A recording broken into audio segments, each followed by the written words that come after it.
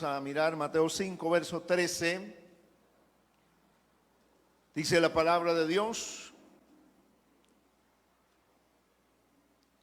vosotros sois la sal de la tierra, pero si la sal se desvaneciere, ¿con qué será salada? Ya no sirve más para nada, sino para ser echada afuera y hollada por los hombres. Verso 14: vosotros sois la luz del mundo. Una ciudad asentada sobre un monte no se puede esconder. Amén. Por favor, tenga la amabilidad de sentarse. Quiero hablar de la sal y la luz esta mañana, en el nombre de Jesús. Bueno, tenemos en este pasaje de la Escritura algo que el Señor dejó y le dice a sus seguidores, a sus discípulos, ¿qué serían ellos para el mundo? ¿Qué serían? Y vamos entonces a mirar la primera parte, es ¿qué son ellos para el mundo? Y número 2, ¿cómo es que debe ser la conducta? ¿Qué es ser luz del mundo y la sal de la tierra? Ese es el tema que vamos a tratar en el nombre de Jesús.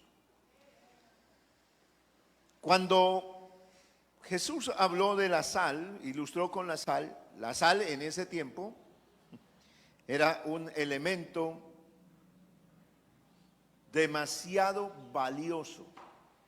Hoy la sal es lo más barato que hay, ¿cierto? Un kilo de sal, lo uno, es muy barato y dura mucho. Pero en el siglo primero y en siglos anteriores, la sal no se encontraba, no habían descubierto todos los procesos, pero la sal era demasiado costosa. Dicen los historiadores que anualmente los comerciantes hacían viajes a donde se conseguía la sal, y hacían una caravana para comprar sal, para poder usarla, porque la sal, a diferencia de hoy, siglo XXI, en el siglo primero la sal era elemento absolutamente vital, no solamente para darle sazón a la comida, sino para preservar los alimentos. Hoy tenemos los enfriadores, las neveras, los refrigeradores, y ahí se ponen los alimentos y ahí perduran. La gente, uno puede comprar cosas que llevan congeladas meses. Usted se compra una fruta hoy en día, dice voy a comprarme unas manzanas frescas, unas uvas, y uno se va y dice, bueno, esto está recién salido allá de la bodega, y sabe que lo mínimo que tiene de estar en esos enfriadores es un año. Mi cuñado fue importador de ese tipo de frutas, tanto de Chile como de los Estados Unidos, y eso es el tiempo mínimo que cuando usted se come una fruta. Pero ¿qué lo mantiene? Un proceso de enfriamiento que hay, de frío, una cadena de frío que mantienen. Y así se guardan las carnes y otros. En el tiempo antiguo no era así. Por eso la sal se necesitaba por cantidad. Para poder, entonces, la sal tenía unas funciones. Una era preservar. Los pescadores recogían el pescado y tenían que trasladarlo en embarcaciones. El pescado lo arreglaban y tenían que ponerle grandes cantidades de sal para poderlo llevar, porque entre otras cosas la temperatura ya en Oriente Medio era muy elevada. Entonces dejar la comida, las carnes, sin esa manera de preservación con la sal, era de un día para otro perderlas. Entonces cuando Jesús habló, porque uno, pues vosotros sois la sal de la tierra, y uno pues como que no le da ese sentido tan grande, porque no lo entiende en el momento y a la cultura que se le habló. Pero aquí, cuando uno conoce entonces lo que se vivía en ese tiempo, entonces uno entiende el por qué Jesús resaltó que la iglesia, que sus seguidores, que sus discípulos eran la sal de la tierra. ¿Por qué? Porque número uno, iban a preservar la sal iba a preservar de que por lo natural se corrompieran, se dañaran muchas cosas.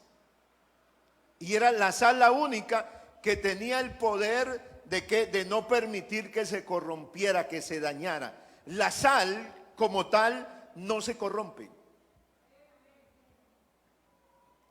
Le pueden echar las bacterias más fuertes que hayan a la sal y la sal no se corrompe con bacterias ni con nada. Entonces quiere decir que es un elemento muy fuerte. Cuando Jesús habló que si la sal se desvaneciere no sirve para nada, no estaba diciéndolo en el sentido de que la sal llega un momento en que pierde su esencia. No, está hablando de que en una forma irónica, de que cómo sería si la sal no tuviera sabor, no fuera capaz de preservar. ¿Cómo sería la sal así? No serviría para nada. Entonces, para lo que serviría era para ser tirada a la tierra, pero no, la sal. Entonces lo que dijo el Señor fue reforzar para que en el entendimiento de ellos quedara claro que la sal nunca perdía el sabor y jamás se dejaba corromper por algo que estuviera dañado. Al contrario, la sal era capaz hasta de darle sanidad a algo que estuviera dañado. Gloria a Dios. La sal hacía parte del pago del salario de los trabajadores, de los soldados. Una parte se les pagaba a ellos en sal. O sea que ellos recibían en su morral, ellos iban a llevar sal. O sea, la sal era tan valiosa que era como las monedas.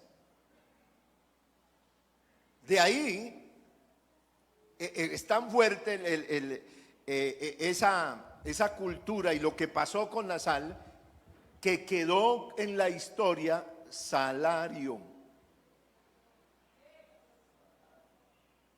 Por eso estamos hablando, ahorita viene la negociación del salario mínimo, o sea, lo que debe recibir un trabajador, por ejemplo, en este país. ¿Y de dónde viene y de dónde salió esa palabra salario? De allá, de siglos atrás, de más de 2000 siglos atrás. Viene entonces ese término salario, porque se le daba a un trabajador el pago de su día de trabajo, porque se pagaba era diariamente, con una parte era en sal, porque esa persona necesitaba la sal con tanta urgencia en su casa, que de no tener sal, algunos de los alimentos que ellos tenían se iban a perder. Y la única manera de salvarlos era teniendo sal. Dos, la sal era para darle sabor. En el libro de Job, el primer libro escrito de la Biblia, el más antiguo de todos, escribe ahí, dice: ¿se comerá lo desabrido sin sal?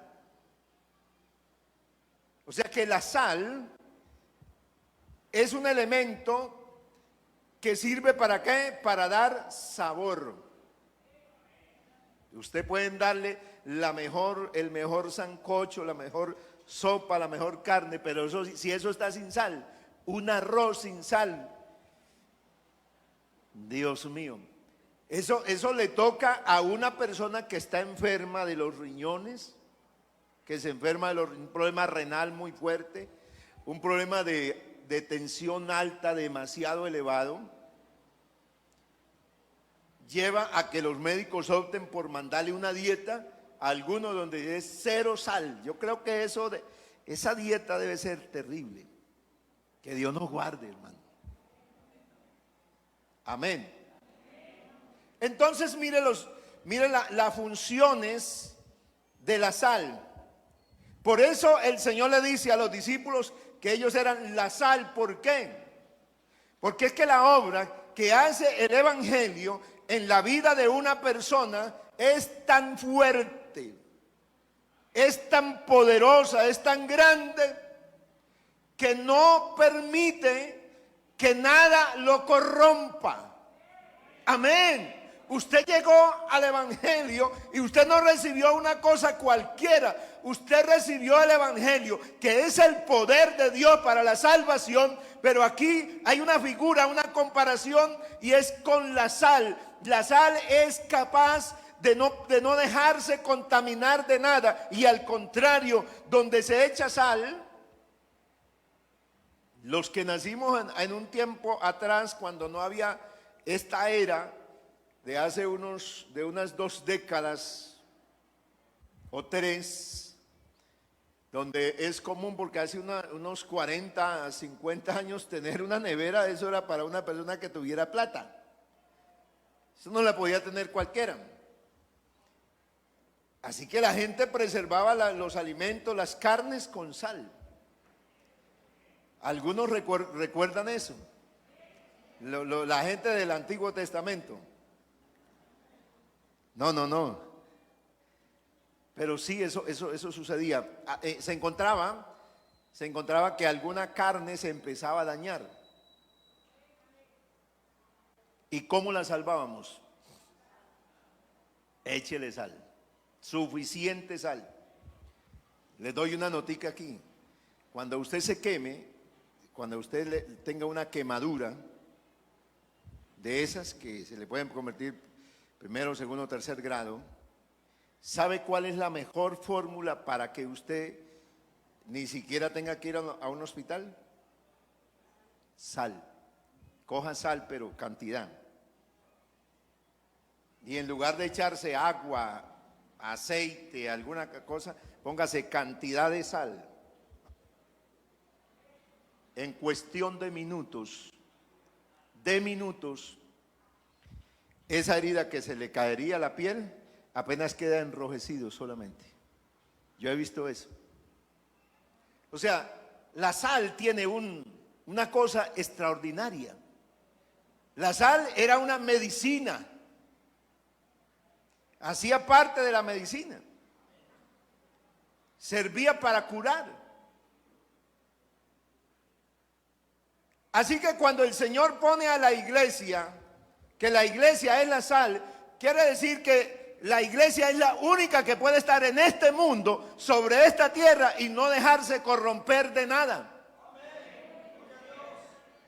Porque estamos en medio de un mundo que está muy corrompido. Pero por eso es que estamos haciendo ese ejercicio con los niños. ¿Por qué? Porque el mundo, con todas las cosas que está mandando, nos puede corromper los niños, los jóvenes, los adolescentes, aún los ancianos, los viejos. Pero este evangelio que tiene poder es capaz de librarnos y nos preserva. ¿Para qué? Para que no nos corrompa nada. A Él sea la gloria. Aleluya. El pacto que Dios habló para Israel del reino de David, o sea, del reino mesiánico, dice en segundo libro de Crónicas: ¿no sabéis vosotros que Jehová Dios de Israel dio el reino a David sobre Israel para siempre? y a él y a sus hijos bajo pacto de sal. Así que la sal Dios la puso para hablar del reino que le daba a Israel en cabeza de David, y que era un reino para siempre, hablando de la descendencia de David, de la tribu de Judá, de la cual vino Jesús, el Mesías, como pacto de sal. Así que la sal era algo absolutamente importantísimo. En los sacrificios que se ofrecían al Señor tenía que haber sal. Tenía que haber una porción de sal para ofrecerle al Señor los sacrificios en el altar. Por eso entonces el Señor con esa autoridad le dice a los discípulos: ustedes son la sal de la tierra. Ustedes son lo que van a permitir a darle sazón a esta humanidad. Vea, si en esta tierra donde estamos viviendo, en este siglo, en este tiempo, donde tenemos una generación tan maligna, tan corrompida, ¿quién va a poder hacer algo para cambiarle el destino a un hombre que está ya contaminado por el poder del pecado y allá cegado y sepultado en lo más oscuro de las tinieblas? ¿Quién es sino la iglesia del Señor, que lleva una sazón, que lleva un preservante tan impresionante que puede caer y eso que esté dañado lo puede otra vez restaurar? Bendito sea el Señor. Eso es usted en su casa, eso es usted en la cuadra, en el barrio, es usted en la empresa, eso eres tú allá.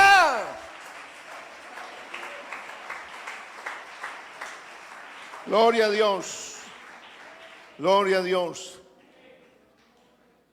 Pero el Señor dijo: vosotros sois la luz del mundo.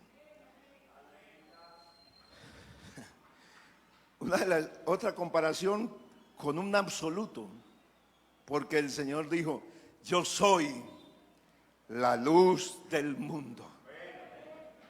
Él dijo: yo soy la luz del mundo. Y lo primero que Dios creó, cuando Dios hizo la creación, la primera cosa que Dios hizo fue la luz. Y Dios dijo: sea la luz. Y la luz fue hecha. Bendito sea el Señor. Y el salmista dice: Jehová es mi luz y mi salvación. Gloria a Dios. Oiga, si Dios es eso, ¿y la luz para qué sirve? La luz fue hecha para abrir paso donde está la oscuridad. Así que la luz es la única que abre camino en la oscuridad, la luz. Por eso Jesús, cuando vino a esta tierra, por eso el escritor del Evangelio de Juan dice, hablando de Juan, dice: él no era la luz. Juan no era la luz, sino que estaba ahí para que se manifestase la luz, aquella luz verdadera que venía a este mundo, aquella luz que alumbra a todo hombre. Alabado el nombre de Jesús. Por eso la luz, que es la única que puede abrirse paso, ¿dónde? En la tiniebla. Contra la luz no hay ninguna arma. Sencillamente, alguien dijo que qué eran las tinieblas, que cómo se definían las tinieblas. Y algún sabio dijo algún día que las tinieblas no era otra cosa que la falta de luz. Si a donde hay tinieblas es porque sencillamente no hay luz. Porque tan pronto usted enciende una luz, las tinieblas no ofrecen resistencia. Desaparecen inmediatamente. Oiga, a tal grado Dios puso la iglesia en la tierra que dice estas dos cosas tan impresionantes acerca de la sal, que no se puede corromper, y la luz, que es la única que no hay nadie que le ofrezca fuerza contra ella. Y Dios, que es la luz, decirle a la iglesia, a cada creyente, a cada uno de nosotros, a personas, a hombres de carne y huesos, con cantidad de debilidades y de cantidad de cosas, y decirle a nosotros, decirnos a cada uno de nosotros, vosotros sois la luz del mundo. Oiga, eso es sencillamente extraordinario. Eso hay que creerlo. ¿Para qué? Pues para que pase lo que uno quiere que pase, porque uno se da cuenta de las tinieblas, uno se da cuenta del mal que lo rodea, pero uno tiene que pensar, bueno, hay tanta situación, hay tanta tiniebla, pero ¿quién soy yo? ¿Quién soy yo? Como el diablo le manda mensajes, dice, tú eres un pobre, tú no sirves, tú no eres capaz, tú no eres nadie. Claro que el diablo cree y le gustaría que el creyente creyera eso, que crea que él no es nadie, porque el diablo sabe que donde el creyente se levante, por eso hay un pasaje de Isaías que me encanta a mí y dice, levántate y resplandece, porque la luz ha nacido sobre ti. Amén. ¿Por qué? Porque el mal no quiere, las tinieblas saben que aquí, para que quede esto oscuro, no imagino un botoncito y al mover el botoncito ya esto pum, quedó oscuro. Pero también para quitar esa oscuridad no es sino oprimir. Inmediatamente tenemos luz. Lo único que cada creyente debe creer y debemos tener esa seguridad es de lo que somos. Yo estaba mirando en dónde quedó metidos esos dos versos, que es en el comienzo, cuando habla de las bienaventuranzas, que las bienaventuranzas no es otra cosa sino el comienzo de cuando una persona llega y se entrega a Dios. Ese es todo el proceso de la conversión, está en las bienaventuranzas. Pero tan pronto pasa las bienaventuranzas, entonces introduce el verso 13 y el verso 14, la sal y la luz. Y yo estuve analizando, y porque uno ha leído esto, no sé cuántas veces lo hemos leído. Pero cuando empecé a entender, porque uno a veces de tanto leer, como decía anoche el hermano Víctor, uno como que pierde, como que hace perder el valor. Porque como se lo sabe de memoria, como lo ha escuchado tantísimas veces, uno deja y uno hace que eso pierda el valor, la esencia de lo que verdaderamente significa. Pero cuando yo encuentro que eso está ahí, o sea, cuando ya usted sigue a Cristo, se convierte en una persona, en una parte del cuerpo de Cristo, entonces Dios le dice, tú eres esto, tú eres esto, y se lo muestra con elementos que el hombre puede ver, que puede considerar. O sea, que los ejemplos son tan fuertes y tan claros que nadie puede decir, no, es que eso no es así. Yo voy a refutar eso, porque contra esto no hay ningún argumento. ¿Quién puede decir que las tinieblas ofrecen resistencia algún día? ¿Dónde hay un laboratorio donde demuestren que las tinieblas han sido capaces de enfrentarse a la luz? Al contrario, no existe eso. ¿Por qué? Porque Dios es luz.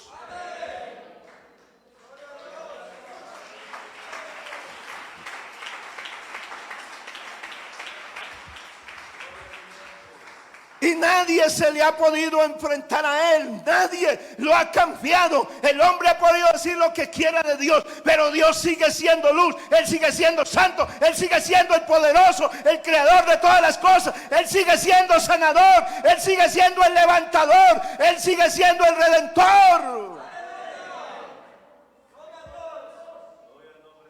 Oh santo Dios. ¿Quién puede decir entonces? Por eso la iglesia no es cualquier cosa en la tierra. Por eso a veces nosotros miramos la iglesia. Ay no, la iglesia, uno como pastor le puede pasar eso. Siente como que la iglesia está como baja, como que no dice amén y nadie, como que no hay ni esa fuerza de decir amén. Y uno como que en algún momento, porque hay gente que dice, yo he escuchado decir y alguna vez lo dije y yo ya corregí eso, la iglesia está fría. Jamás la iglesia estará fría, nunca, porque lo que es iglesia es Dios mismo. Lo que es iglesia es el cuerpo de Cristo. Y donde está Cristo no habrá nada frío, no habrá nada en tinieblas, ahí habrá una luz. Es que eso nos ha pasado a los hombres, porque a veces nos hemos enfriado también y no vemos la grandeza. Así, eso le pasó a Elías. Elías eso luchaba y él decía, uy, qué pueblo este tan malo, qué pueblo este tan terrible. Oiga, mire, qué idólatras, qué paganos, mire cómo abandonaron a Dios. Y él estaba desesperado, angustiado, porque veía que el pueblo se había apartado. Y entonces llegó a una conclusión. Concluyó Elías sin entender y dijo, Señor, han matado a los profetas, persiguen a todos, nadie te recibe, nadie te adora, nadie te sirve, solo yo he quedado. Se sentía el único. Elías se sintió que él había quedado, el único que había quedado en Israel, que le servía a Dios, que lo adoraba. Y estaba convencido Elías que eso era lo que estaba pasando. Pero como él estaba hablando a Dios, y cuando uno le habla a Dios, créame que Dios le responde. Amén. Porque él está atento al clamor. Y él responde. Entonces Elías recibió una respuesta de Dios ese día y le dijo, Elías, no estás solo. Yo me he reservado 7,000 rodillas que no han caído delante de Baal. O sea, no han adorado a Baal, ni sus labios lo han besado, porque la imagen de Baal era una imagen pequeña, no era grande, era una imagen pequeña. Y la gente se doblaba ante él y lo besaba. Algunas imágenes que han encontrado la gente que estudia, los arqueólogos y toda esta gente, han encontrado desgastados los pies de la imagen. ¿Y sabe de qué era? De los besos que la gente le daba. ¿Y sabe por qué se desgastaba? ¿Qué elemento hace que se desgaste un metal como el bronce y eso? La sal. Por la sal que la persona tiene, al besar esa cosa, iba desgastando el bronce. Pero el Señor le dijo a Elías, oiga, 7,000, hay 7,000 rodillas, 7,000 varones, 7,000 personas que no se han doblado ante Baal, ni sus labios lo han besado. No está solo. Yo preservo aquí un pueblo porque yo soy el que tengo aquí un pueblo. Así que Dios tiene aquí una iglesia que Dios está preservándola del mal, guardándola del pecado. Y usted está aquí en esta mañana y ha podido sentir la gloria de Dios y su presencia y su gracia en su vida. No es por tu fuerza, no es por tu dedicación, no es porque tú eres más que nadie, es porque Dios nos ha preservado. Oh Santo, es porque Dios nos ha guardado. Es porque la luz que Él puso en nosotros no la puede opacar, ni las tinieblas, no la ha opacado nada. Bendito sea el Señor. No hemos tenido que enfrentarnos a problemas difíciles, a situaciones que quizás dijimos que no podíamos salir. Hemos visto enfermedades, hemos visto familiares nuestros cargados de problemas. Nuestros hijos, nuestra familia, en algún momento como que se nos ha ido de las manos y grandes cosas han pasado y casi que nos sentimos aplastados, casi que nos sentimos sin fuerza, casi de que decimos que Dios no nos vuelve a escuchar, que es Dios que no nos ha querido más. Pero nos encontramos que al llegar a la presencia de Dios hemos encontrado que Dios está ahí.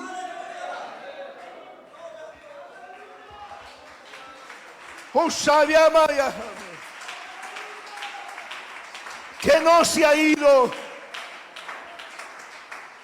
que sigue con nosotros, el Rey de la Gloria, porque la luz que puso en nuestra vida, hermano, aleluya. ¿Sabe cómo es? ¿Sabe cuál es un buen diagnóstico que uno puede sentir cuando sabe que tiene la sal ahí? Cuando usted dice una mentira por alguna situación, usted miente y usted se empieza a sentir mal, ¿cierto? Cuando usted de pronto ha tenido algún problema con alguien o le ha dicho unas palabras fuertes a alguna persona y usted se empieza a sentir mal. ¿Sabe por qué es eso? Por la sal que tienes ahí. Amén. Porque el mal quiere como corromperte, quiere como meterte cosas ahí para corromperte, para dañarte. Lo puede hacer hasta caer, lo puede hacer hasta tropezar. Y el mal le puede decir: hasta aquí llegaste, se acabó todo, ya no hay esperanza. Pero ahí está la sal y está la luz. Por eso si hay una persona apartada, no importa los años que lleve apartada. Amén. No importa. Por eso usted no le ponga, no le haga un diagnóstico a nadie, ni le dé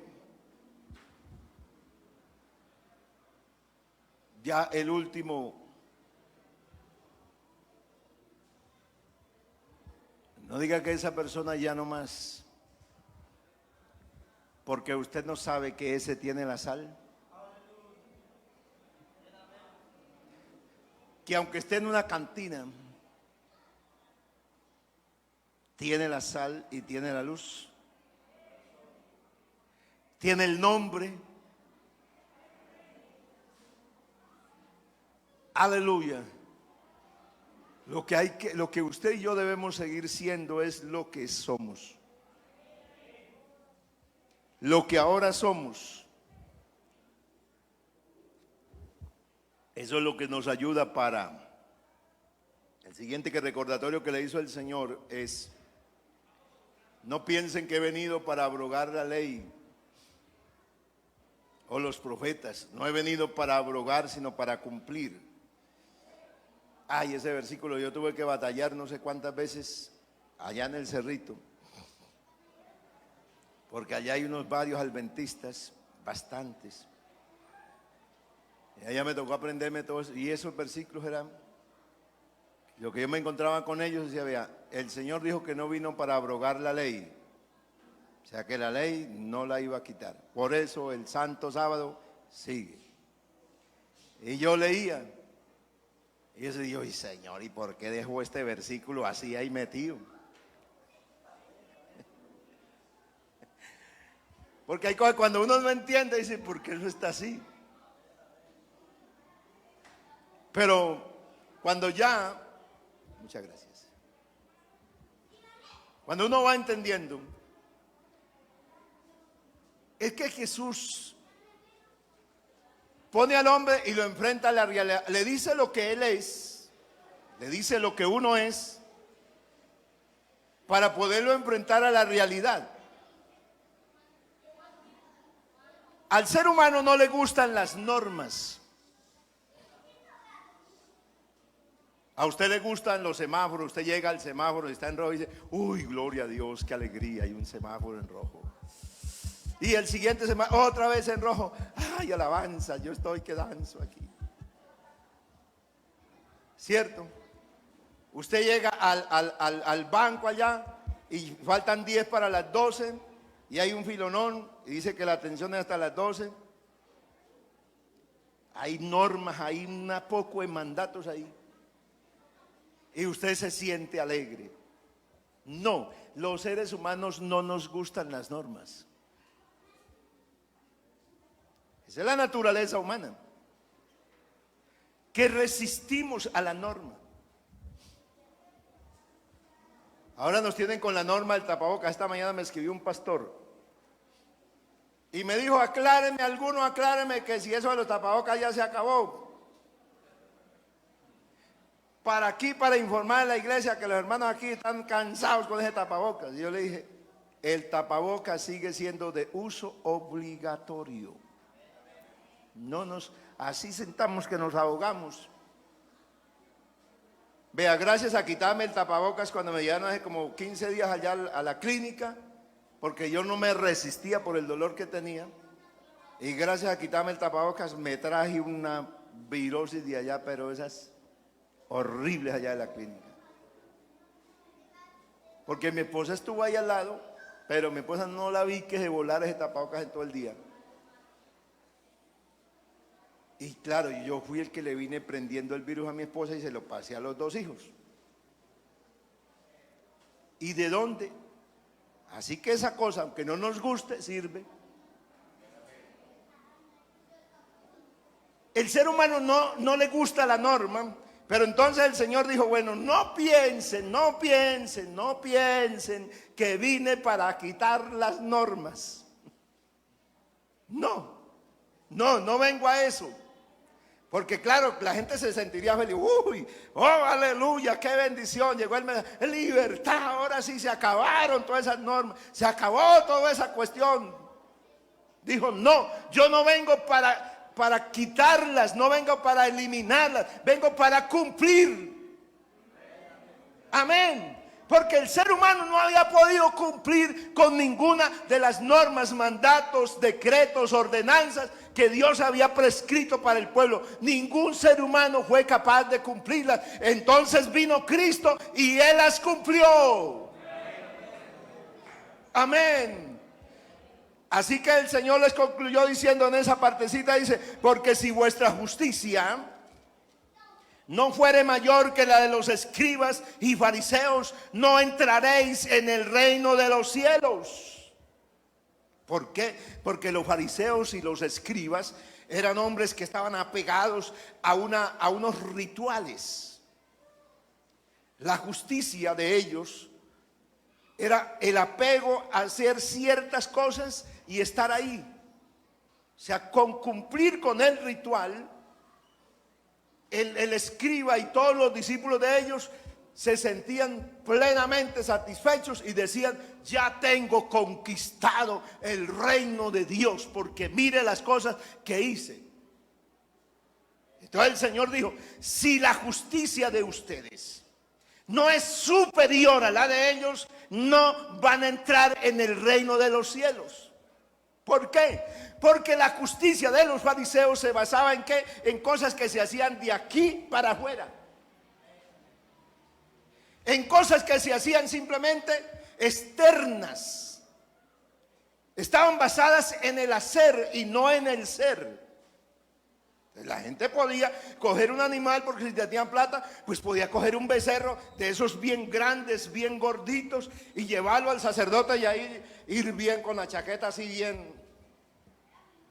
Mire, aquí traigo mi ofrenda. Y llevaba su ofrenda, y el sacerdote, como no iba a mirar al individuo, si iba bien bañado, si se había perfumado, si qué traje llevaba. No, el sacerdote no iba a mirar eso. El sacerdote iba a mirar el animalito, le iba a dar la vuelta y le iba a observar, le iba a tocar las piernitas, que no estuvieran quebradas, que los ojitos que no estuviera tuerto, ciego, y listo. Cogía el animalito y lo ofrecía en el altar, y el otro salía. Y cuando pasaba, llegaba por ahí llegaba un pobre con un par de palominos, 2 aves o 2 tórtolas, otras aves, otra especie de palomas, y llegaba ahí, el otro se sentía: mire, y la ofrenda para el Señor, ¿cuál será la mejor ofrenda aquí? Se sentía grande. ¿Por qué? Porque el ser de ellos no estaba cambiado en nada. Ellos como personas seguían siendo como cualquier otro de un pueblo común. Su vida no estaba transformada.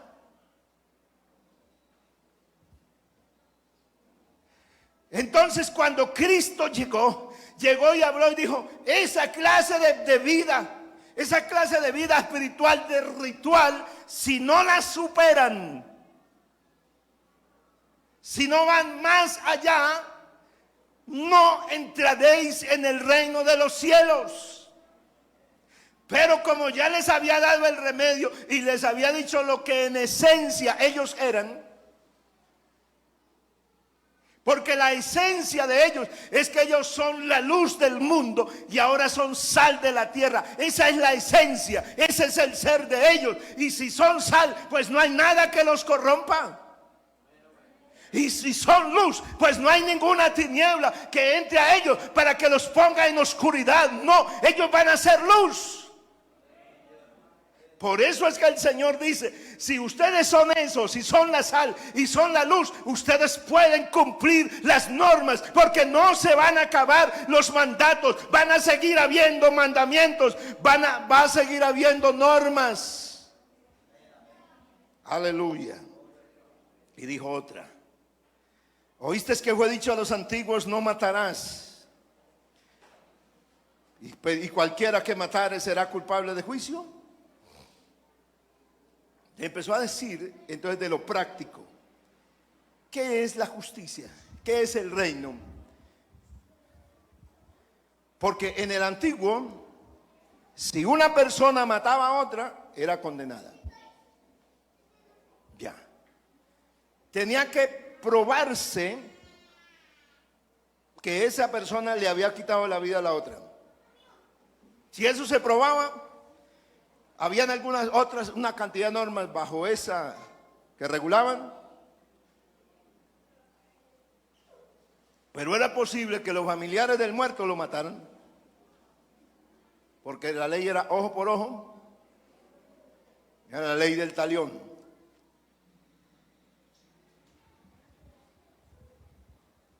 Pero el ser humano seguía siendo ¿qué? Es un criminal. Le quitaba la vida a otro, se vengaba. Y eso fue lo que fue dicho en la ley. O sea que si lo traspasaba con una espada y se moría, sentenciado. Pero si lo golpeaba, lo cortaba y lo que sea, sano, sano. no pasó nada. Si lo insultaba y le gritaba, no pasó nada. No lo maté. Había que tener cuidado, era cuando se tenía un enemigo en ese tiempo antiguo y quería como de alguna manera, el cuidado que había que tener era de no matarlo, para no pagar. Pero el resto de cositas le podía por ahí hacerle algunas. Entonces el Señor dijo, Jesús de Nazaret dijo, pero yo os digo, eso fue dicho allá atrás, pero a ver, esto es lo que digo yo ahora. La nueva norma, la nueva legislación de Jesús dijo, yo digo que cualquiera que se enoje contra su hermano será culpable de juicio. Uy, ¿cómo así? Así tampoco no.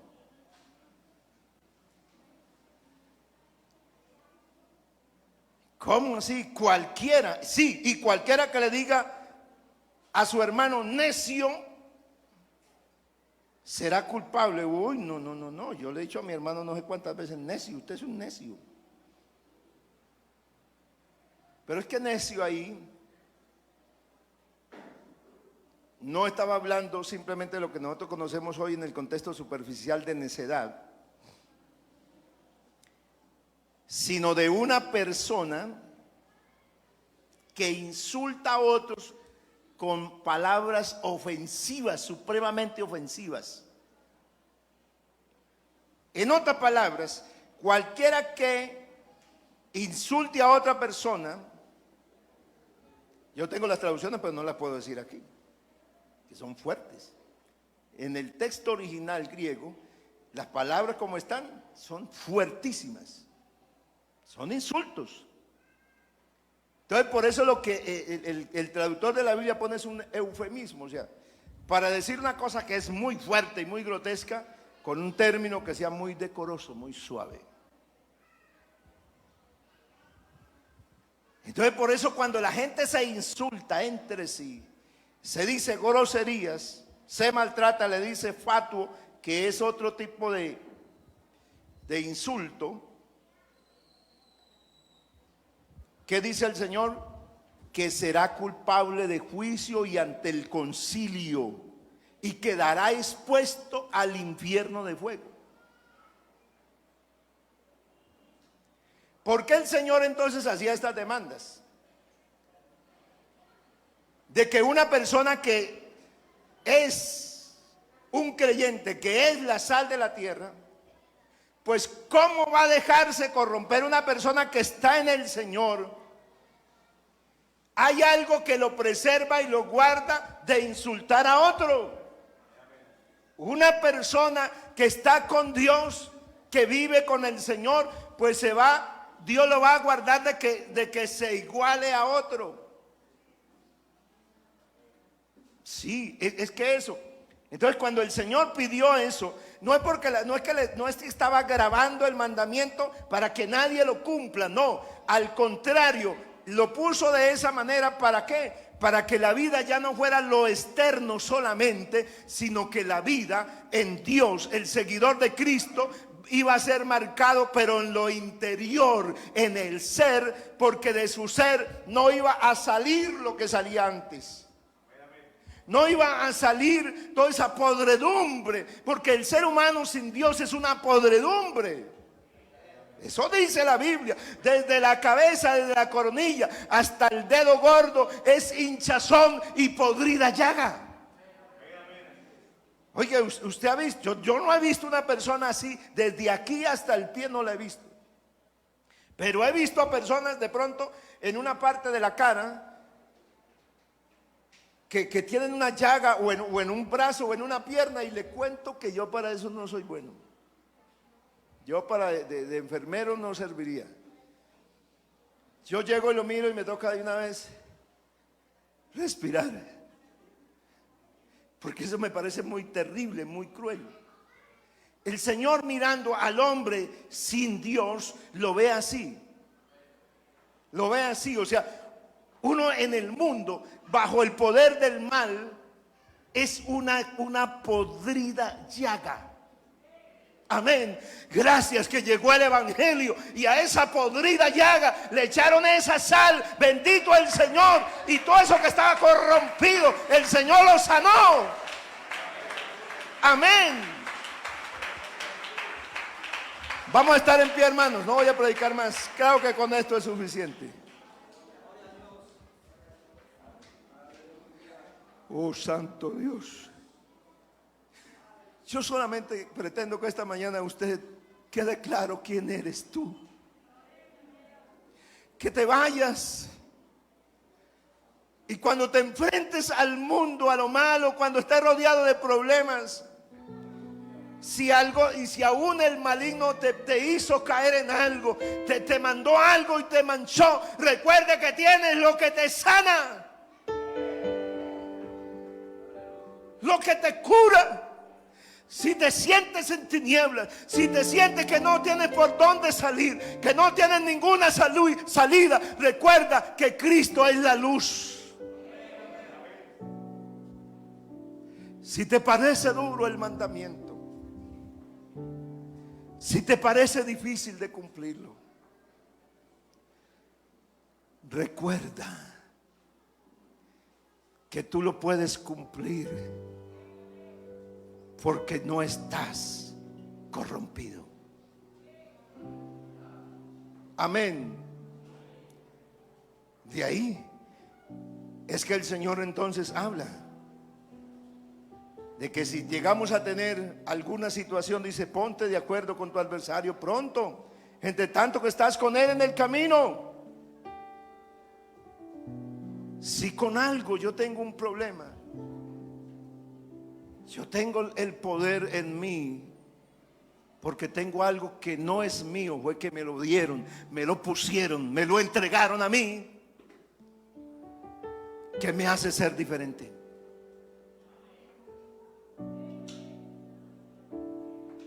Por eso, si el enojo te embarga y usted lo puede sacar,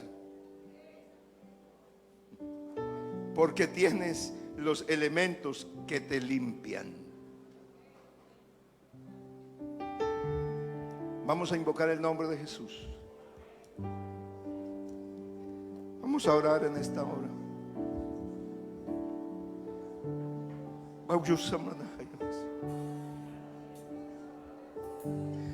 Yo me siento alegre de saber que Dios tiene aquí la iglesia. Que si usted siente el Espíritu de Dios, que si siente el toque de Dios, es porque usted tiene los elementos que te hacen ser.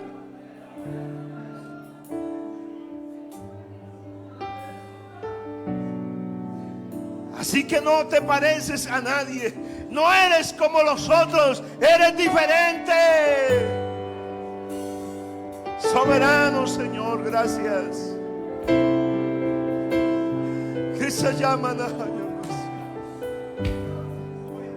Oh, gracias por esta iglesia, gracias por esta obra redentora, gracias porque has preservado a esta iglesia, le pusiste este sabor tan grande. Esta iglesia le da sabor a esta tierra. Aquí llegan los amigos.